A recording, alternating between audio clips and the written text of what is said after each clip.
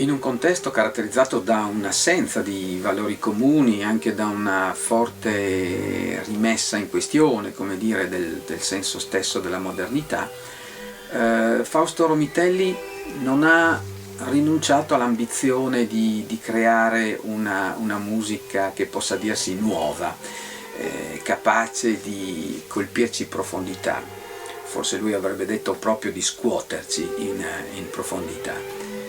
Aveva la sensazione di trovarsi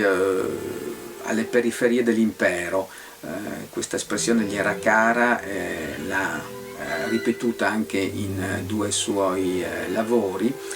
e ripresa probabilmente dal titolo di un libro di Umberto Eco. E cosa significava essenzialmente trovarsi ai margini della grande industria culturale, del mondo della comunicazione, che evidentemente privilegia altri modelli e altri esempi. Ma che cosa può fare allora un compositore che ha questa sensazione di trovarsi, di vivere in una posizione così decentrata?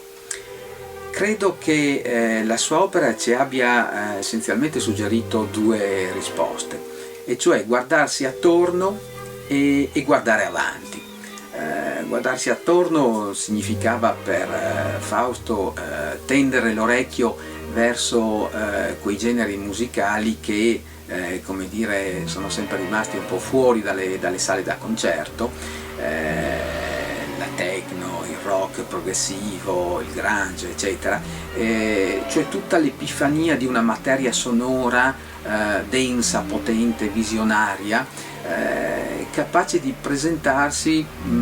se non come il simbolo, almeno diciamo come l'ultimo simulacro di una partecipazione dell'ascoltatore a una sorta di rituale o di rito collettivo e di forma di vita nella quale ci si può sentire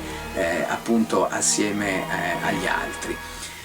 E allora, proprio superando, come dire, le frontiere tra musica colta e popolare, la sua opera ha perseguito l'utopia di un suono che possa presentarsi come altrettanto, come dire, visionario, tellurico, denso di riferimenti, senza mai rinunciare però alla novità di linguaggio.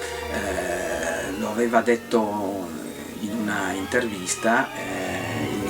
il compositore è il linguaggio che crea, quindi in qualche modo per lui questo bisogno comunque di rimeditare il tutto in una scrittura consapevole è stato sempre, come dire, molto forte.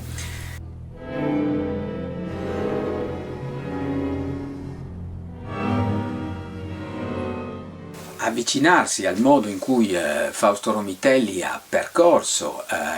questa via è stato l'obiettivo di una tavola rotonda organizzata nel novembre 2013 a Gorizia da More Music. Il volume che presentiamo sabato 13 dicembre a Gradisca raccoglie essenzialmente le comunicazioni di questa tavola rotonda, integrandole con altri contributi, in particolare un ampio saggio su Audiodrome, una composizione che da sola, come dire, costituisce una sorta di riassunto, di sintesi dell'intera poetica musicale romitelliana.